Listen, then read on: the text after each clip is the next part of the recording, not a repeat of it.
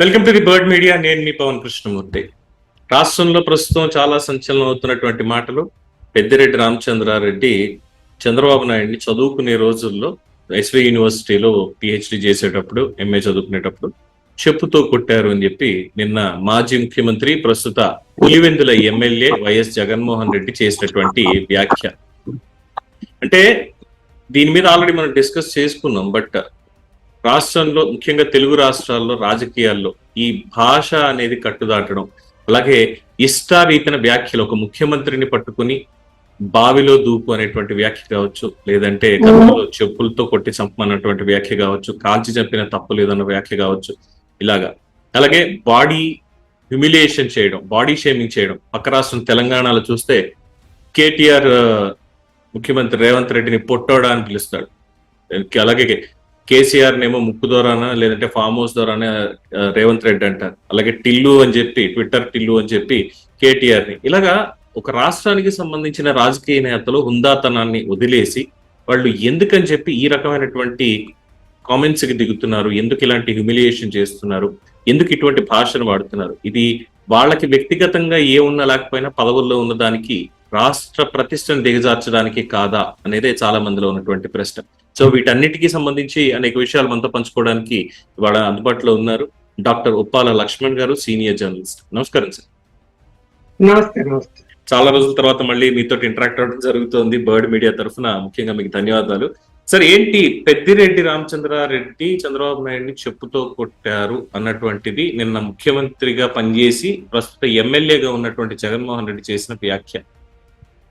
దీన్ని ఎలా తీసుకుంటారంటే, ఒక ముఖ్యమంత్రిని అటువంటి వ్యాఖ్య ఇప్పుడు చేయొచ్చా? ఎప్పుడో గతంలో 40 ఏళ్ల క్రితం జరిగినటువంటి సంఘటన, అది జరగలేదని అందరికీ తెలిసిందే. బట్ జరిగింది అని ఊహించుకున్నారో లేదంటే ఆరోపణలకే దిగారో తెలియదు కానీ ఇటువంటి వ్యాఖ్యానం చేయడం ఎంతవరకు సమంజసం? ఎప్పుడో కాలేజీలో చదువుకునేటప్పుడు మీరు అన్నట్టు 40 సంవత్సరాల కిందట, అదే స్టూడెంట్స్ ఎప్పుడు ఏదైనా తగాదాలు వచ్చి ఒకరికొకరు తిట్టుకొని ఉండొచ్చు, కొట్టుకొని ఉండొచ్చేమో కానీ 40 సంవత్సరాల తర్వాత ఇప్పుడు పగ తెచ్చుకున్నాడు అన్నాడు. సంఘటన ఓకే, జరిగిందో లేదో పక్కన పెడతాం. అంటే ఒక వ్యక్తి అవతల వ్యక్తి మీద పగ తెచ్చుకోవాలి అనుకుంటే 40 సంవత్సరాలు పడుతుందా? పెద్దిరెడ్డి రామచంద్రారెడ్డి మనం ఎన్ని చెప్పినా కూడా చిత్తూరు జిల్లాలో అతను పవర్ఫుల్, నో డౌట్.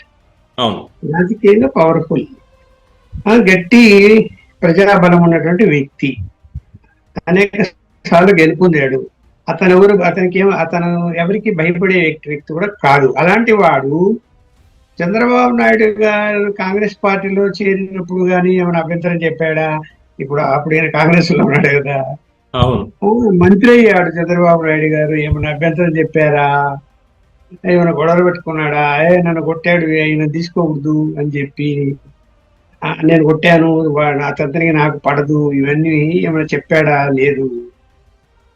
ఇక్కడ చంద్రబాబు నాయుడు 4 సార్లు మంత్రి, 3 సార్లు ముఖ్యమంత్రి అయ్యాడు, 4 సార్లు ముఖ్యమంత్రి. 3 సార్లు ముఖ్యమంత్రి అయినప్పుడు పగ తెచ్చుకోవాలి అనుకుంటే చంద్రబాబు నాయుడు గారు తీర్చుకొని ఉండొచ్చు. ఏం తెచ్చుకున్నాడు? ఏం తెచ్చుకోలేదు. నాకున్న అవగాహన మేరకైతే ఆయన జోలికి ఎప్పుడు పోలేదు, ఏమి తెచ్చుకోలేదు. పైగా గౌరవించేవాడు అతన్ని. అలాంటి వ్యక్తిని ఇవాళ ఏదో పట్టించుకుంటున్నాడని అంటే నేనేం చెప్తున్నానంటే, జగన్మోహన్ రెడ్డి అనేటువంటి ఆయన ఈ బాయిలో కప్పలాగా ఉంటున్నాడు. ఆయన ముఖ్యమంత్రిగా ఉన్నప్పుడు అలాగే ఉన్నాడు, అంతకుముందు వేరు. ప్రతిపక్ష నాయకుడుగా అంతకుముందు, ముఖ్యమంత్రి కాకముందు కాస్త ప్రజలతో కలిసేవాడు, చాలా మందితో మాట్లాడేవాడు, క్రాస్ చెక్ చేసుకునేవాడు. ఆ పద్ధతులు కొన్ని ఉండేవి. ఎప్పుడైతే ఆయన ముఖ్యమంత్రి అయ్యాడో దాని తర్వాత ఆయన బాయిలో కప్పలాగా ఉండిపోయాడు. కేవలం ఆయన చుట్టూ ఉన్న 3-4 ఏమైనా చెబితే విని, అది కూడా ఏంది, క్రాస్ చెక్ ఉండదు. మళ్ళీ వాళ్ళు చెప్పింది నిజం అనుకుంటాడు, నిజం అనుకొని తను తర్వాత ప్రొసీడ్ అవుతాడు ఏ దానికైనా కూడా. ఈ విషయం నేను ఎందుకు చెప్తున్నాను అంటే, నేనే స్వయంగా ఒకసారి రాజకీయ పార్టీ పెట్టిన తర్వాత హైదరాబాద్ లో జగన్మోహన్ రెడ్డి గారితో కనీసం 1 గంట మాట్లాడంట. నువ్వు రాజకీయాలకు ఎందుకు వచ్చావు, మీ నాన్న పరిస్థితి ఏంది, మీ నాన్న అసలు ఇలా చెప్పాడు నాకు అంతకుముందు, మరి నువ్వు పార్టీ పెట్టావు, పార్టీ పెడితే ఈ కేసులు ఉన్నాయి నీ మీద, ఆ కేసుల సంగతి ఏంటి, కేసులు ఎలా ఎదుర్కొంటావు, రాజకీయంలో ఎలా ఎదుర్కొంటావు, ఇట్లా మామూలుగా ప్రశ్నలు వేస్తూ ఉన్నప్పుడు మీడియాకు సంబంధించి కూడా వచ్చింది. మీడియా ఎందుకు పెట్టారు అని వచ్చినప్పుడు తను ఆ మీడియా సంస్థలోనే, అంటే ఆ సాక్షి మీడియా సంస్థలో ఒక జర్నలిస్టును తొలగించారు. ఓకే, ఎందుకు తొలగించారు అని అడిగాను. ఎందుకు తొలగించారు చెప్పండి, కారణం ఉండాలి కదా. ఒక సీనియర్ మోస్ట్ జర్నలిస్ట్ సడన్ గా తొలగిస్తే ఏంటి అంటే, లేదు ఆ విషయం నాకు పెద్ద అవగాహన ఉండదు, ప్రజ్వల్ రామకృష్ణ గారు చూస్తున్నారు మీడియాను, సో ఆయన చెప్పినప్పుడు మేము నమ్మాలి కదా, విశ్వాసం తీసుకోవాలి కదా, మళ్ళీ ఏదైనా ఉంటే కనుక మీరు ఆయనతో మాట్లాడండి అన్నాడు. నేను నాకేం అవసరం లేదు, నువ్వు ఓనర్తో డిస్కస్ చేస్తా కానీ ఆయనతో నేనెందుకు పోయి మాట్లాడేది, అవసరం లేదని చెప్పాడు.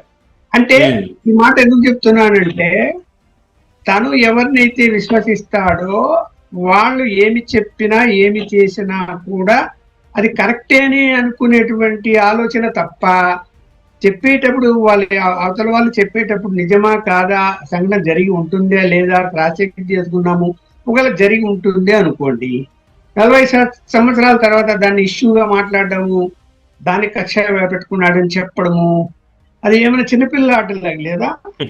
కక్ష సాధించుకోవాలనుకుంటే 2 సార్లు ముఖ్యమంత్రి పవర్ఫుల్, అందులో అప్పుడు కూడా ఈయన మామూలు ముఖ్యమంత్రిగా ఉన్నాడు, చంద్రబాబు నాయుడు పవర్ఫుల్ గా ఉన్నాడు అప్పుడు కూడా 2 సార్లు.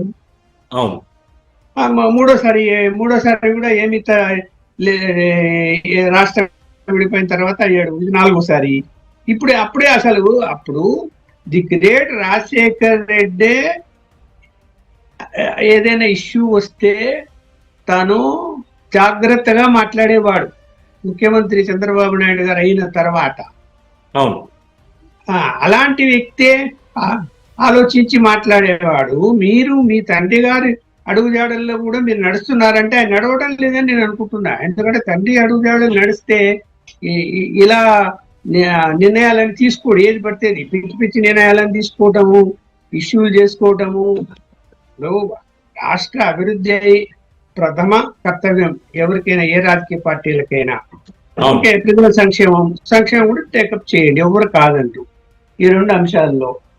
అలాంటిది ఇవన్నీ మీరన్నట్టు అనవసర మాటలని మాట్లాడుతూ, దుర్భాషలాడుతూ, ఫ్యామిలీల జోలికి వెళ్ళి, మహిళల జోలికి వెళ్ళి రాజకీయాలు నడపడం అనేది అసలు దౌర్భాగ్యమైన పరిస్థితి. ఇలాంటి రాజకీయాలు ఎప్పుడు చూడలేదు గతంలో. చాలా మంది ఇప్పుడు డిగ్నిఫైడ్ గా కోట్ల విజయభాస్కర్ రెడ్డి కానీ, అంతకుముందు ఉన్నటువంటి వాళ్ళకి కానీ, ఈ చెన్నారెడ్డి కానీ, నేను చెన్నారెడ్డి గారితో కూడా మాట్లాడా, విజయభాస్కర్ రెడ్డితో కూడా మాట్లాడాను.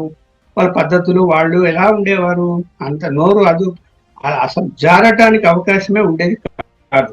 నిర్మల్ జనార్దన్ రెడ్డి కానీ, ఈవెన్ రాజశేఖర్ రెడ్డి కూడా ఎప్పుడు ఏదైనా వ్యంగ్యంగా ఒక మాట మాట్లాడతాడేమో కానీ ఇట్లాంటి భాషలో ఆయన కూడా ఎప్పుడు మాట్లాడలేదు. వ్యంగ్యంగా మాట్లాడతాడు అప్పుడప్పుడు, కాదని నేను అన్నాను, అంతే తప్ప ఈ వ్యంగ్యం వేరు, దుర్భాష వేరు కదా. వ్యంగ్యంలో ఒక అర్థం ఉంటుంది, అంటే రిలీజ్ కావాలా అనేటువంటిది ఉంటుంది దాంట్లో. దుర్భాషలు ఎలా ఉంటుంది? ఇన్ఫాక్ట్ అసెంబ్లీలో ఒకసారి చంద్రబాబు నాయుడు గారిని అసలు నీ తల్లి కడుపుని ఎందుకు పుట్టారా అని చెప్పి బాధపడతావు అని చెప్పి ఒక వ్యాఖ్య చేసిన తర్వాత క్షమించమని కూడా ఆయన అడిగారు పబ్లిక్ గానే. మా అమ్మ కడుపున ఎందుకు పుట్టానా నేను అసలు అనేలాగా ఫీల్ అవుతావు చంద్రబాబు అని అసెంబ్లీలో ఆ రోజు వ్యాఖ్యానం చేశారు. మరి ఇది ఏదైనా కూడా ఇప్పుడు బాధ్యత లేని వాళ్ళు మాట్లాడుతున్నారు అంటే వాళ్ళు కూడా మాట్లాడకూడదు. ఈయన బాధ్యత గల వ్యక్తి జగన్మోహన్ రెడ్డి, నువ్వు ముఖ్యమంత్రిగా చేశావు అంటే బాధ్యత ఉందని దాని అర్థము. మరి బాధ్యత గల వ్యక్తి బాధ్యతగా మాట్లాడు. ఓకే, ఇక్కడ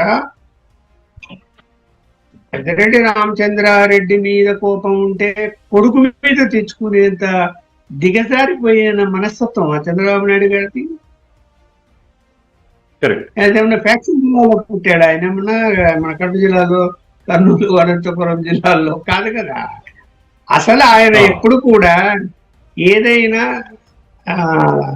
దౌర్జన్యాలు జరుగుతాయన్నా లేకపోతే ఏదైనా గొడవలు అవుతాయన్నా కూడా ఆయన వద్దు అని చెప్పేవాడు.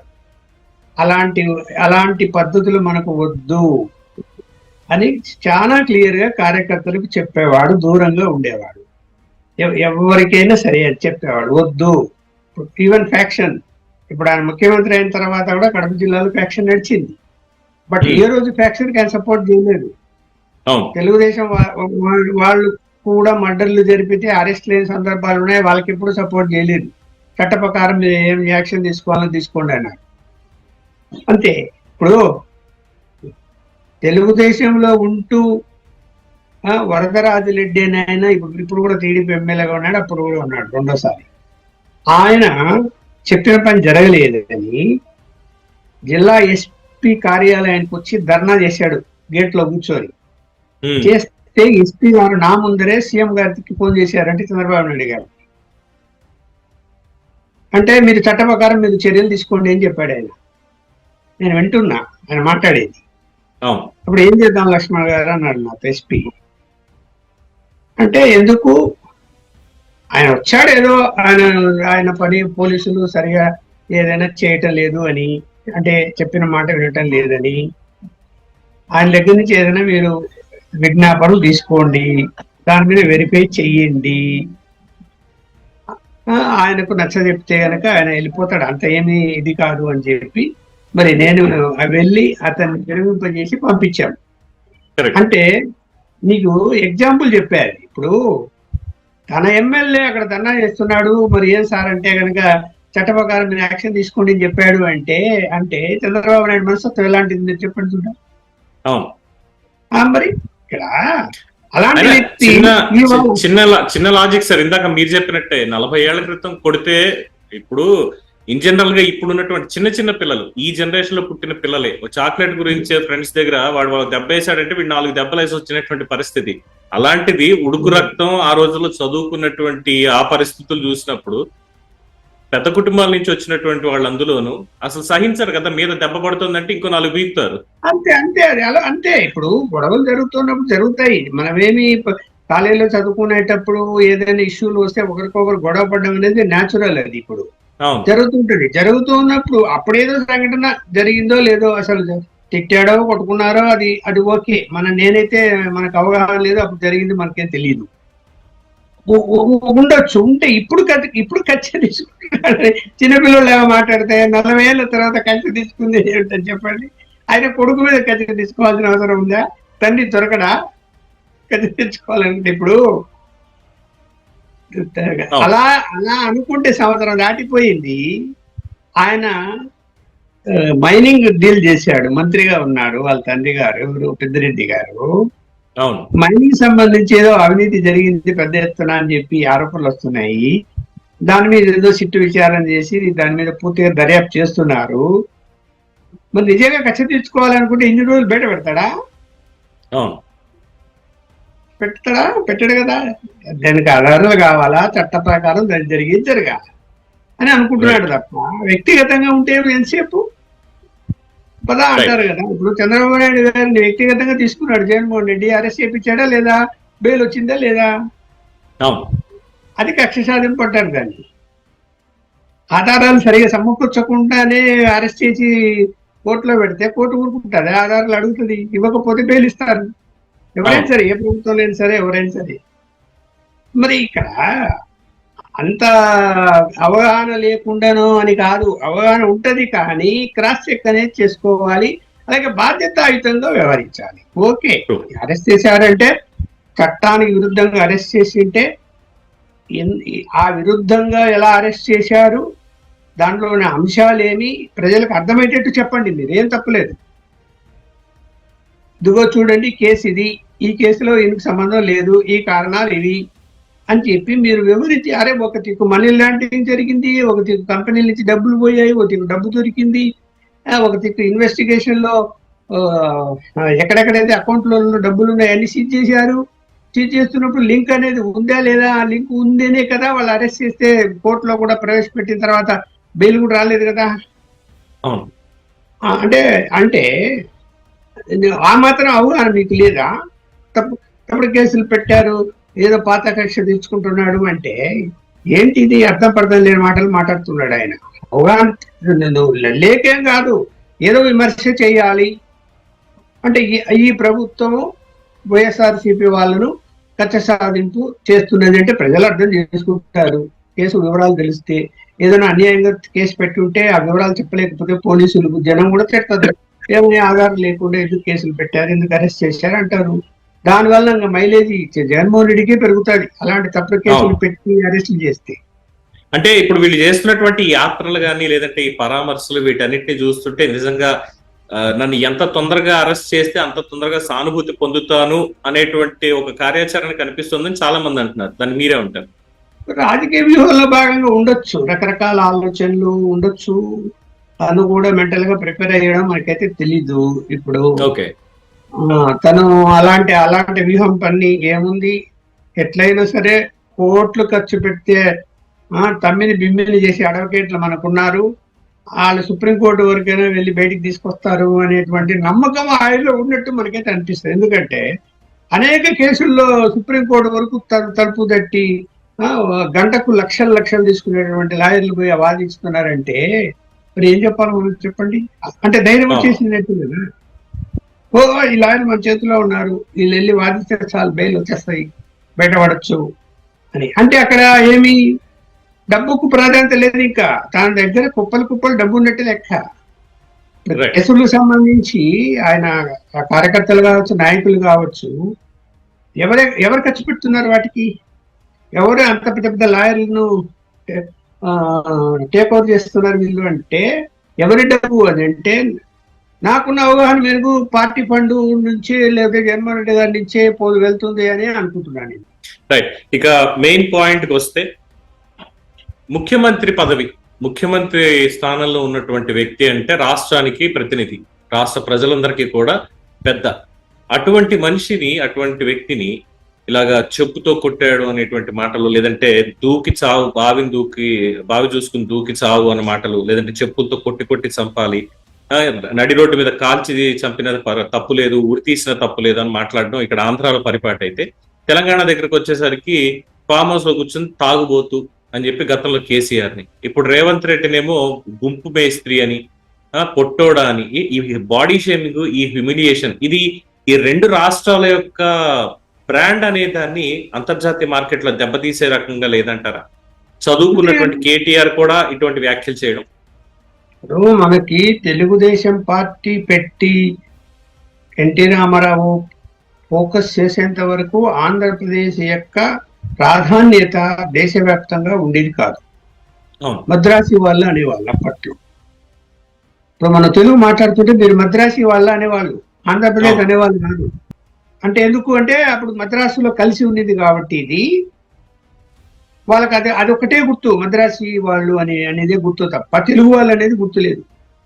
అలాంటిది ఎన్టీ రామారావు వచ్చిన తర్వాతనే నిజంగా తెలుగు భాష, తెలుగు ఆంధ్రప్రదేశ్, తెలుగుదేశం పార్టీ అన్నది జనంలోకి, ఆంధ్రప్రదేశ్ ఇండియా వ్యాప్తం కాకుండా ప్రపంచ వ్యాప్తం కూడా వెళ్ళింది. ఇప్పుడు ఆయనకు కూడా, ఎన్టీ రామారావు కూడా తన యొక్క ఎన్నికల ప్రచారంలో కుక్కమూతి పిందలు అన్నాడు కాంగ్రెస్ వాళ్ళని. ఆ ఒక్క పదం అన్నందుకే అలాంటి భాష మాట్లాడకూడదని చాలా మంది విమర్శలు చేస్తే మళ్ళీ ఆయన దాన్ని, ఆ పదాన్ని తర్వాత వాడకుండా ఆపేశాడు. అలాంటి రాజకీయాలు కావాలి అంతే తప్ప ఇక్కడ మీరు ఇష్టం వచ్చినట్టు అసలు బాడీ లాంగ్వేజ్ ఏంటి, తర్వాత వ్యక్తిగతంగా మాట్లాడడం ఏంటి, వెక్కిరింపులు ఏంటి, అసలు మనం ఆ భాష, ఆ పదాలు తిరిగి మనం వాడలేము, మాట్లాడలేము. అట్లాంటి పదాలు మాట్లాడుతున్నారు అంటే ఇక్కడ వీళ్ళు ఏమనుకుంటున్నారు అంటే అలా మనం మాట్లాడితేనే జనం చప్పట్లు కొడతారు, రిసీవ్ చేసుకుంటారు అనుకుంటున్నారు వాళ్ళు. అలా అది కరెక్ట్ కాదు. అది ఇప్పుడు మీరు మాట్లాడారు, వాళ్ళు మాట్లాడుతున్నారు, వాళ్ళు మాట్లాడారు, మీరు మాట్లాడుతున్నారు. ఇప్పుడు కేసీఆర్ ఫామ్ హౌస్ లో తాగుతాడు. నేను అడుగుతున్నా అండి, తెలంగాణలో రాజకీయ నాయకుల్లో తాగని వాళ్ళు ఎవరైనా ఉంటే ఏమో నాకు పేర్లు తెలియదు, ఎవరన్నా ఉన్నారేమో నా ప్రశ్న అది. మరి ఇంకా ఎవరైతే కారు చెప్పండి, ఎవరు కారు చెప్పండి, ఎవరినైనా ఆ మాట అనొచ్చు కదా. అప్పుడు మరి ఎలా ఎలా అంటారు? ఒక పెద్ద మనిషిని పట్టుకొని ఎవరి అలవాట్లు వాళ్ళకు ఉంటాయి, ఎవరు కాదనడానికి వీలు లేదు, ఊళ్ళే లేదు. అలవాట్లను కూడా దాన్ని పెద్దగా బయటికి తీసి ఆ అంశాలను మాట్లాడడము, దాన్ని వ్యంగ్యంగా మాట్లాడడము ఇవన్నీ కరెక్ట్ కాదు. ఆయన రకరకాల కారణాలు ఉంటాయి. ఇప్పుడు ఎందుకు ఏంటి అంటే ఏం చెప్పగలుగుతాం మనము? అదే అలాగే రేవంత్ రెడ్డి గారు ముఖ్యమంత్రి, ఆ ముఖ్యమంత్రి పదవిని గౌరవించాలి, ఆ సీట్లో ఎవరన్నా ఉండనివ్వండి. కరెక్ట్. ఆ ముఖ్యమంత్రి పదవి కూడా అవమానకరం అయ్యే విధంగా మాట్లాడటము, వ్యంగ్య అలాగే ఆయన కూడా రేవంత్ రెడ్డి గారు కూడా మరి ఆయన కూడా ఒక్కోసారి దిగజారిపోయి మాట్లాడడము, వాళ్ళు మాట్లాడుతున్నారు కాబట్టి నేను మాట్లాడుతున్నా అనే విధంగా ఆయన మాట్లాడడం కూడా కరెక్ట్ కాదు. కేటీఆర్ కూడా అంతే. ఎవరు ఇందులో ఎవరు మినహాయింపు లేదు, అందరూ అలాగే మాట్లాడుతున్నారు. ఇది మానుకోవాలి. ముందు అధినాయకులు మానుకుంటే కింది స్థాయి వాళ్ళు మానుకుంటారు. హెచ్చరించాలి, మేము మానుకుంటున్నామే, ఇలాంటి భాష వాడద్దు. అరే మీరు దృష్టి పెట్టండి అయ్యా, రాష్ట్ర అభివృద్ధి. ఇప్పుడు ప్రతిపక్ష నాయకుల పాత్ర ఏంది? రాష్ట్రంలో అభివృద్ధి జరుగుతుందా లేదా, నిధులు ఏం చేస్తున్నారు, టెండర్లు ఏమన్నా టెండర్ కుంభకోణాలు ఏమైనా జరిగాయా, దుబారాగా ఎక్కడైనా ఖర్చు పెడుతున్నారా? ఇది కదా వాచ్ డాగ్ లాగా కదా పనిచేయాలి ప్రతిపక్ష పార్టీలు అంటే, తిట్టడాలు కాదు కదా. అది చెయ్యండి, వాటికి బయటికి తీయండి, వెలుగులోకి తీసుకురండి. అప్పుడు అధికార పార్టీ కూడా భయం ఉంటుంది. ఏమైంది, అందరికి ఏమైనా వాళ్ళు వస్తుంటే బయట ఊరికే నటిస్తున్నారేమో, ఒకరు తిట్టుకుంటూ లోపల సర్దుబాటు చేసుకుంటున్నారేమో ఫైనాన్షియల్ మ్యాటర్లు అనే ఒక అనుమానం ఇప్పుడు వస్తుంది కదా నేచురల్ గా. 100%. ఈ మధ్య కాలంలో అయితే చాలా ఎక్కువ వస్తుంది. అంటే కూటమి ప్రభుత్వం జగన్మోహన్ రెడ్డితో ఏమైనా కొల్లుడు అయిందా, అందుకని చెప్పి ఆయనకి రాజమార్గాలు వేస్తూ వెళ్తోంది తప్పితే తప్పులు చేసిన దాని మీద అరెస్ట్ కావట్లేదు, ఇద్దరు ఏమైనా ఆలోచపడ్డారా అన్నటువంటి అనుమానాలు కూడా చాలా మంది వ్యక్తం చేస్తున్నారు. ఎనివే, అది ఒక పాయింట్. అయితే ఇక తెలంగాణకు సంబంధించి సుప్రీంకోర్టు ఇచ్చినటువంటి ఉత్తర్వులు, ముఖ్యంగా ఈ అనర్హత అనేటువంటి దాని మీద, అనర్హత వేటు 10 మంది ఎమ్మెల్యేలు ఎవరైతే ఉన్నారో వాళ్ళని అనర్హులుగా ప్రకటించాలని బీఆర్ఎస్ సుప్రీంకోర్టుకి వెళ్ళిన దాని మీద ఈ తీర్పు మీరు చూసే ఉంటారు. సో 3 నెలలు గడువు పెట్టింది, 3 నెలల్లో నిర్ణయం తీసుకోవాలి అని. సో ఇప్పుడు ఈ నిర్ణయం ద్వారా ఉప ఎన్నికలు వచ్చేటువంటి అవకాశం ఏమైనా ఉంటాయా? అంటే ప్రభుత్వం ఆమోదించి వీళ్ళని సుప్రీంకోర్టు యొక్క తీర్పు ఏదైతే ఉందో, అది ఏదైతే స్పీకర్ కు అధికారాలు ఉన్నాయో అవి ఉపయోగించి నిర్ణయం తీసుకోవాలి అనింది అంతే. నిర్ణయం తీసుకోవాలి అంటే ఏంటి నిర్ణయం అంటే? ఎస్ అనొచ్చు, నో అనొచ్చు, రెండింటి మీద నిర్ణయం అంటారు, జడ్జిమెంట్. అందువల్ల ఏంటి, తాను 3 నెలల లోపల వాళ్ళని పదవీచ్యుతులను చేయొచ్చు, లేదా రిజెక్ట్ చేయొచ్చు, రెండు ఉంటాయి. ఇప్పుడు ఒక్కొక్క కోర్టు జడ్జిమెంట్ ఇస్తుంది, కన్సిడర్ అని. ఇచ్చినప్పుడు డిపార్ట్మెంట్ లో అరే కన్సిడర్ చేయాలి కదా అంటే కన్సిడర్ యాక్సెప్ట్ అనొచ్చు, కన్సిడర్ రిజెక్ట్ అనొచ్చు. దానికి కోర్టు ఏం చేయలేదు రేపు. అందువల్ల స్పీకర్ యొక్క అధికారాలు ఏవైతే ఉన్నాయో అవి ప్రొటెక్ట్ చేయబడుతున్నాయి, ఈ సుప్రీంకోర్టు ఆర్డర్ మీద కూడా ప్రొటెక్ట్ చేయబడుతున్నాయి. కాకపోతే ఏంటంటే నైతిక విలువలు ఉండాలి. కోర్టు చెప్పాల్సిన అవసరం లేదు. స్పీకర్ అనే ఆయన ఏ ప్రభుత్వంలో అయినా సరే ఇలా ఉన్న పలంగా ఇతర పార్టీల యొక్క సింబల్ నుంచి గెలిచి తిరిగి వేరే పార్టీలకు మారినప్పుడు స్పీకర్ అధికారాలు ఉన్నాయి కాబట్టి పదవీచ్యుతిని చేయొచ్చు. చేశారా? ఇదే బీఆర్ఎస్ కాంగ్రెస్ వాళ్ళు తీసుకున్నప్పుడు చేశారా? చేయలే కదా. ఇప్పుడు ఏ పార్టీ అధికారంలో ఉంటే ఆ పార్టీలో కనుక వచ్చేవాళ్ళు కొంతమంది ఉన్నారు, లేదా లాక్కునే వాళ్ళు కొంతమందిగా ఉంటున్నారు. కానీ ఆ చట్ట సవరణ జరగట్లేదు, చట్టానికి వాల్యూ కూడా ఇవ్వట్లేదు. అదే అక్కడ ఏమైంది అంటే ఎన్నికల సంస్కరణలు జరగాలి. ఇలా పార్టీలు మారినప్పుడు చట్ట పరిధిలోనే ఉండాలి. కానీ స్పీకర్కి అధికారాలు ఇస్తే స్పీకర్ ఎప్పుడైనా కూడా అధికార పార్టీ నుంచి వచ్చే స్పీకరే ఉంటాడు, కానీ ప్రతిపక్ష పార్టీ నుంచి వచ్చే స్పీకర్ ఉంటాడు. ఎక్కడన్నా ఏ రాష్ట్రంలో కొన్ని దేశంలోనే అంతే కదా, కేంద్రంలోనే అంతే. అధికార పక్షం నుంచి వచ్చి ఆయన స్పీకర్ అవుతాడు. అక్కడేమైనా నిబంధన ఉందా? ఏ స్పీకర్ అని ఆయన ప్రతిపక్షం నుంచి ఎలక్ట్ కావాలని ఏమన్నా నిబంధన ఉంటే లేదు. లేనప్పుడు అధికార పక్షం నుంచి వస్తాడు. వచ్చినప్పుడు అధికార పక్షం వైపే ఉంటాడు, కానీ ఆయన ప్రతిపక్షం వైపు ఎందుకు ఉంటాడు? పాలస్యమే. అంటే ఇట్లాంటి నిర్ణయాలు తీసుకోవాల్సినటువంటి సందర్భం వచ్చినప్పుడు తప్పకుండా అధికార పార్టీ మాటలే వింటాడు, లేకపోతే స్పీకర్ దించేస్తాడు, దించేసి వేరే అని పెట్టుకుంటాడు. అది పెద్ద పనేం కాదు కదా దింపడం అనేది మెజారిటీ ఉన్నప్పుడు. అందువల్ల ఒక్కటి ఏంటంటే రాజకీయాలు విలువలు పోయాయి. కొన్ని ఇప్పుడైనా విలువలు నిలపాలని అనుకుంటే గనక కాంగ్రెస్ పార్టీ కూడా డైరెక్షన్ ఇవ్వాలి, అలాగే స్పీకర్ కూడా నిర్ణయం తీసుకోవాలి, ఖచ్చితంగా వాళ్ళ పదవులు రద్దు చేయాలి. అది జరిగితే మంచిది, ఒక సమాజానికి గుడ్ మెసేజ్ పోతుంది. వాళ్ళు తప్పు చేశారు కదా, వాళ్ళు అప్పుడు అలా చేశారు కదా, వాళ్ళేమి కాంగ్రెస్ వాళ్ళు తీసుకున్నారు, వాళ్ళేమి రద్దు చేయలేదు కదా, కాబట్టి మేము చేయము అంటే ఇంకా వాళ్ళకు మీకు తేడా ఏముంది, అందరూ ఒకటే కదా దాని అర్థం. రైట్. సో ఇది ఎప్పటికీ ఎక్స్పెక్ట్ చేయొచ్చు ఈ మార్పు అనేది మనం? ఈ మార్పు అనేది ఇప్పట్లో జరగదు. ఎందుకంటే ఎప్పుడైతే ధనబలము కండబలము తోడైనాయో రాజకీయాలకు, ఈ రెండు ఉన్నంత కాలం జరిగే అవకాశం లేదు. ఇంకా ఇలాగే అంటది. ఎప్పుడు రాగలుగుతుందంటే చట్టంలో మార్పులు రావాలి. అంటే చెప్పే కదా, ఎన్నికల సంస్కరణలో మార్పులు రావాలి. ఇప్పుడు చూడండి, డబ్బు పంచేది ఏమైనా ఆగిపోయిందా?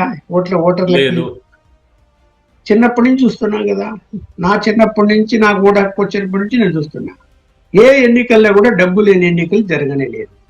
నా 70 ఏళ్ళు, ఇప్పుడు 42-45 సంవత్సరాలు జర్నలిస్ట్ గా ఎప్పుడు కూడా డబ్బు లేని ఎన్నికలు, ఓటర్లు డబ్బు పంచకుండా ఎన్నికలు జరగనే లేదు. మరి ఏం చెప్పాలి చెప్పండి?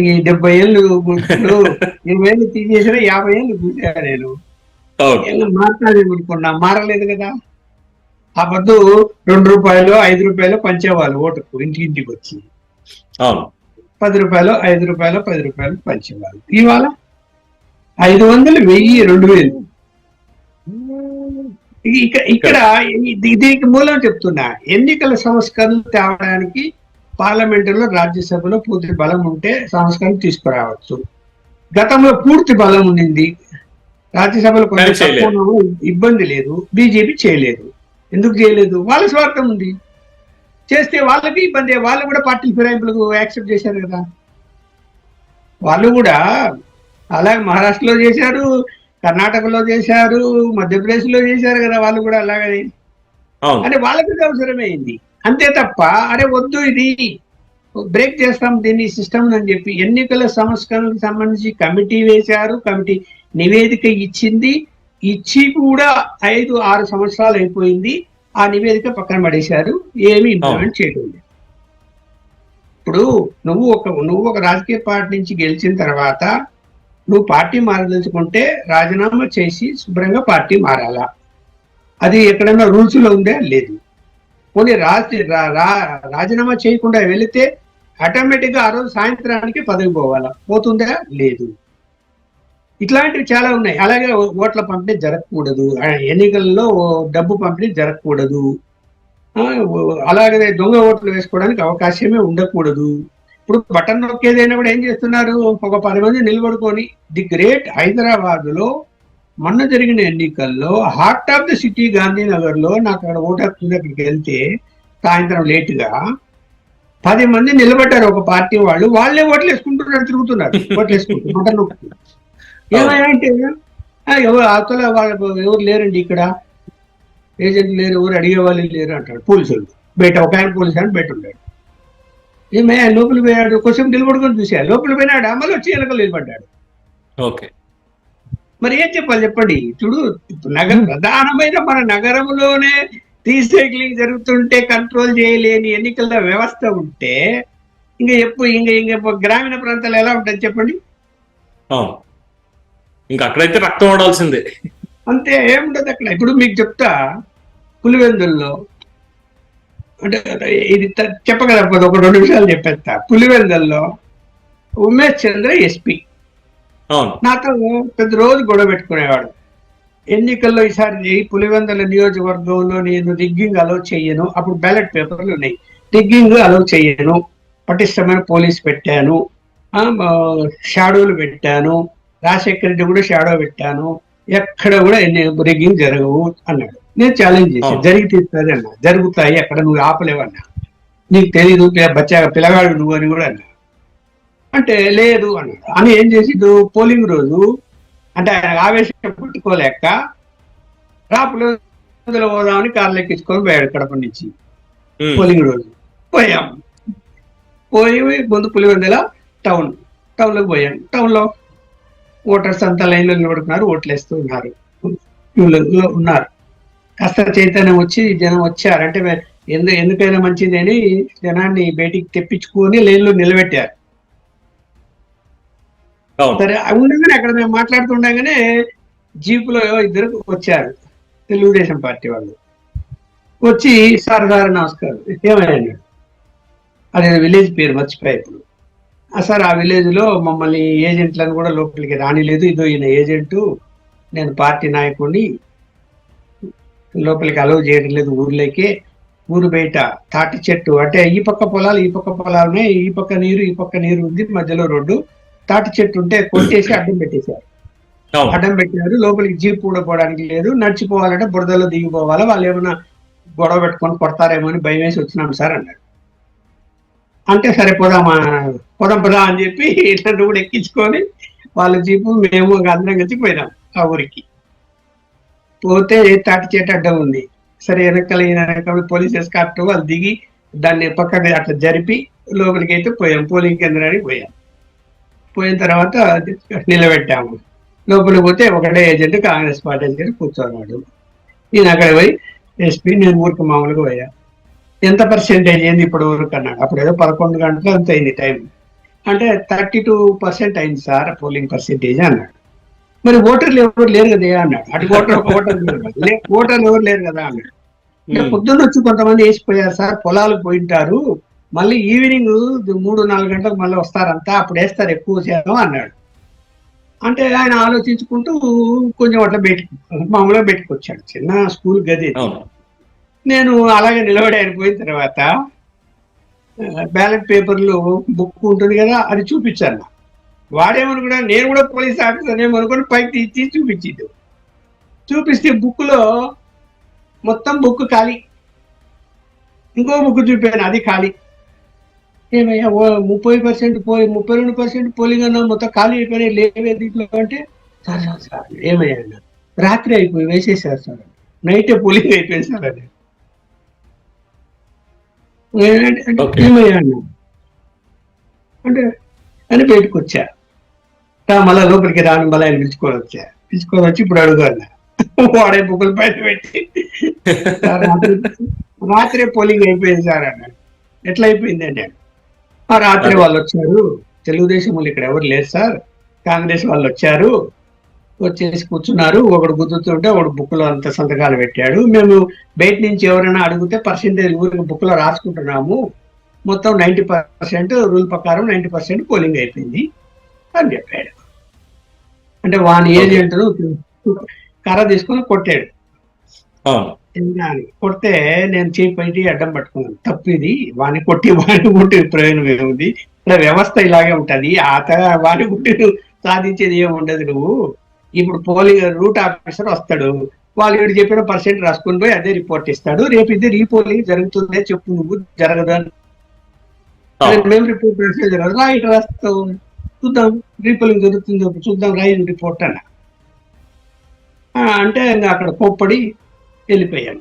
వెళ్ళిపోయిన తర్వాత అది రీపోలింగ్ జరగలే, వాడికి మామూలుగా రూల్ ప్రకారం పర్సెంటేజ్లు అంతా రాసుకున్నాడు, సబ్మిట్ చేసిండు, ఏజెంట్ సంతకం పెట్టిండు, there it's the matter. Election commission ఏం చెప్తుంది? ఇప్పుడు అక్కడ ఏమైనా ల్యాండ్ ఆర్డర్ ప్రాబ్లం ఉండి ఏమైనా బ్యాలెట్ బాక్స్ ఎత్తకపోతేనో బ్యాలెట్ పేపర్లు చింపేస్తానో రీపోలింగ్ జరుగుతుంది. అక్కడ పీస్ఫుల్ గా జరిగింది అని రాసుకున్నారు. ఈయన ఏం చేయగలుగుతాడు? ఏం చేయలేకపోయాడు. కలెక్టర్ ఇద్దరు కూర్చొని మాట్లాడుకున్నారు, నవంబర్ లక్ష్మణ్ వెంట పడతాడని. కలెక్టర్ కూడా అన్నాడు ఏం చేయలేం మేము కూడా అని. అయినా నువ్వు చెప్తున్నావు కాబట్టి ఒక రిపోర్ట్ పంపిస్తే ఎలక్షన్ కమిషన్ ఇట్లా జరిగింది అని, వాళ్ళు రీపోలింగ్ చేయమంటారు లేదో చూద్దామని చెప్పి అప్పుడు టెలిప్రింటర్ ఉండేది, టెలిప్రింటర్ లో పంపించాడు. కూర్చో ఇక్కడ అంటే అన్నీ కూర్చో, గంట సేపు కూర్చుంటే రిప్లై వచ్చింది, యాక్సెప్ట్ చేయలేవాళ్ళు, ఆ రిపోర్ట్ని యాక్సెప్ట్ చేయలేవాళ్ళు. అందువల్ల ఏంటి ఇక్కడ పరిస్థితులు ఎలా ఉంటాయంటే అలా ఉంటాయి. మరి మనం ఏం చెప్పగలుగుతాం చెప్పండి. మరి కరెక్ట్. పరిస్థితులు అంటే చెప్పింది చాలా క్లియర్ గా, ఎందుకంటే 40 ఏళ్ల క్రితం ఇక్కడ ఏం జరిగింది ఏంటి అనేది కూడా చాలా క్లియర్ గా చెప్పారు. అలాగే ఇప్పుడున్నటువంటి విషయాలు, అంటే మీరు చెప్పిన విషయాలు చాలా మందికి తెలియవు ఇప్పుడున్నటువంటి తరానికి. బట్ వాళ్ళు కూడా ఏంటంటే ఇలాగా మనం ఎవరిని సోషల్ మీడియా కావచ్చు, మీడియాలో కావచ్చు, లేదంటే బయట ఏదైనా ధర్నాలు సంఘాలు ఇవి జరిగినప్పుడు కూడా ముఖ్యమంత్రుల్ని ఏకవచనంతో సంబోధించడంలో పర్వాలేదు, ఓకే ఫైన్. బట్ పెద్దల్ని గౌరవించాలి అనేటువంటి ఆలోచన కూడా లేకుండా సోషల్ మీడియాలో లేదంటే డైరెక్ట్ గా ప్రెస్ మీట్లు పెట్టి ఇటువంటి తప్పుడు మాటలు మాట్లాడడం, ఇవన్నీ కూడా మంచిది కాదు అనేది చాలా మంది యొక్క అభిప్రాయం. ఎనీవే, థ్యాంక్ యూ గురుగారు. మళ్ళీ తప్పకుండా ఇంకొక సెషన్ లో కలుద్దాం. ఈ సెషన్ లో పాల్గొని చాలా విషయాలు తెలియజేసినందుకు మీకు ధన్యవాదాలు తెలియజేస్తుంది ది బర్డ్ మీడియా. చూసారు కదండి, ఇక కంక్లూడ్ చేద్దాం.